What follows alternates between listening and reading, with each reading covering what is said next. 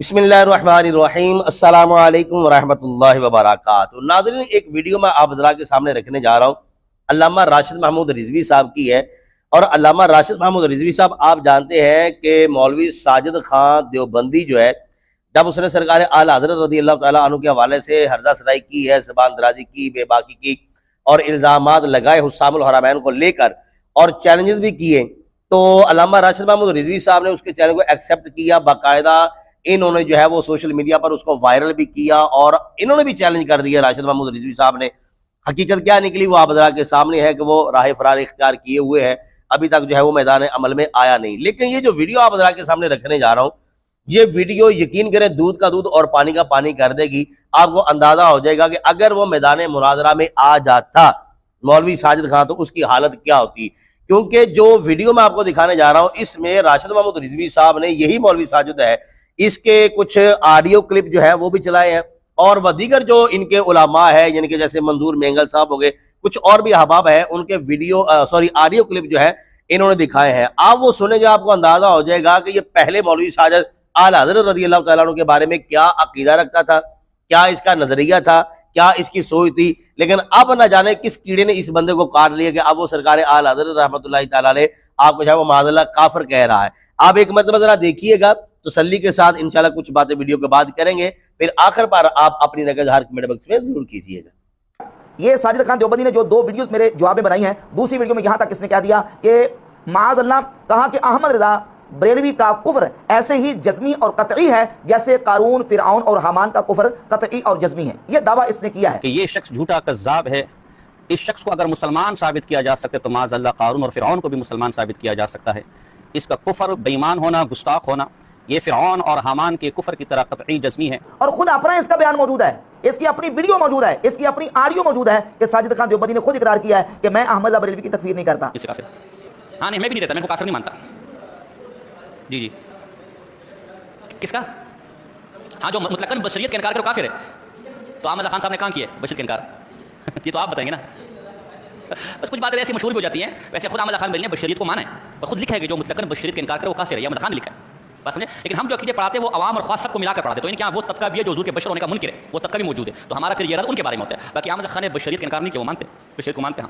अहमद खान हमारे बाज़ उलमा के नज़दीक वो काफिर है, ठीक है ना। मेरे नज़दीक वो काफिर, मेरा काफिर नज़दीक वो काफिर, गुमराह है, जहन्नुमी है, मुतज़िला के साथ जलेगा, मरेगा, लानती है, बदबख्त है। लेकिन कुफ्र का फतवा बहुत बड़ा फतवा है। हाँ, अपने उसूल की रोशनी में क्या है बोलो ना यार। अब हमारे बाज़ किताबों में बाज़ अहले बातिल के साथ रहमतुल्लाह तआला अलैह,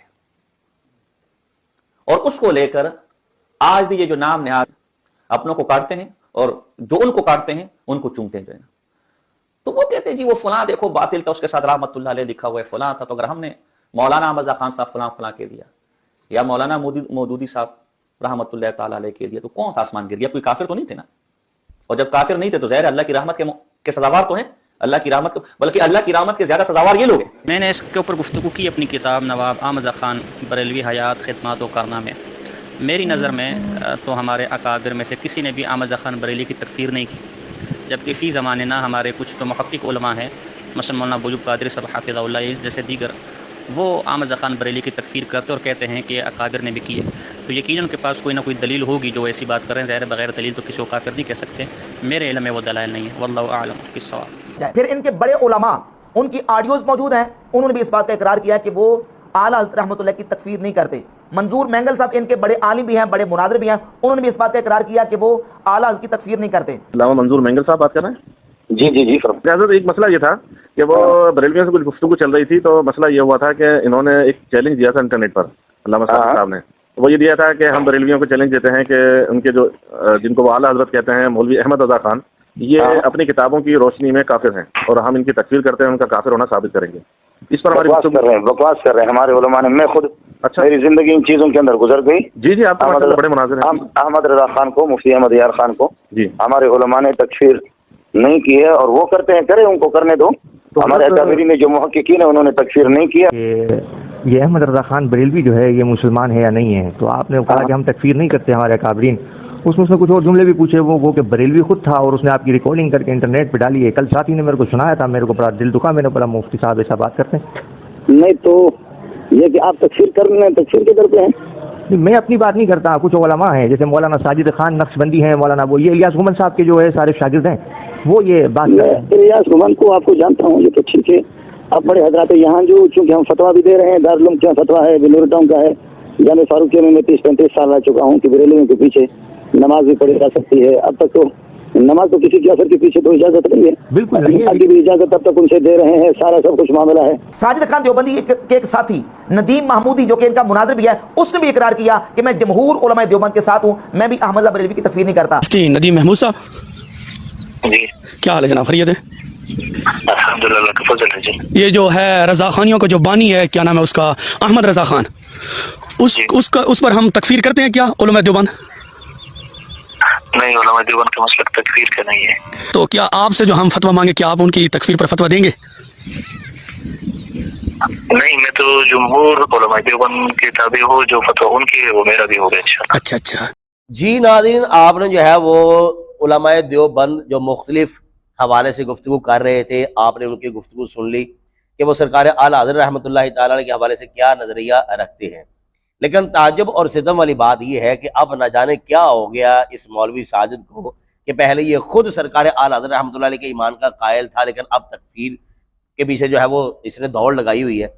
اور اس کی ساری ویڈیوز دیکھنے کے بعد، گفتگو سننے کے بعد، اس کا یہ والا اینگل بھی دیکھنے کے بعد میں اس نتیجے پر پہنچا ہوں کہ وہ جو کتاب علامہ مفتی عرفان جلالی صاحب نے دکھائی تھی اور حوالے بتائے تھے کہ فلاں مولوی صاحب نے اس مولوی ساجد کے بارے میں، وہ بھی دیوبندی، کیا کہا ہے، اس مولوی صاحب نے اس مولوی ان کے ساجد کے بارے میں کیا کہا ہے، کیا کیا انہوں نے لفظ بولے ہیں اس کے علم کے حوالے سے، وہ اگر آپ ویڈیو دیکھنا چاہیں تو ہمارے اسی چینل پر آپ دیکھ سکتے ہیں۔ اوپر ہی آپ کو ویڈیو مل جائے گی، اس کا غالباً ٹائٹل اس قسم کا ہے کہ جلالی شیر کی شاندار انٹری۔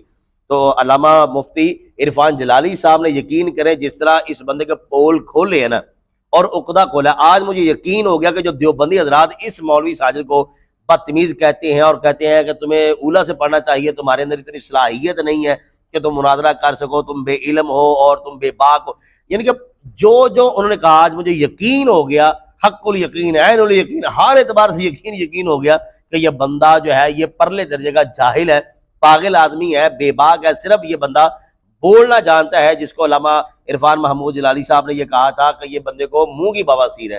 یقین کریں انہی کے فتوے ہیں، انہی کی گفتگو ہے، انہی کے لفظ ہے، لیکن آج جو ہے وہ سرکار اعلیٰ حضرت رحمۃ اللہ کے حوالے سے نہ جانے کیا کیا جو ہے وہ جملے استعمال کر رہے ہیں۔ تو علامہ راشد محمود رضوی صاحب، اللہ تعالیٰ ان کو صحت و عافیت والی لمبی زندگی عطا فرمائے۔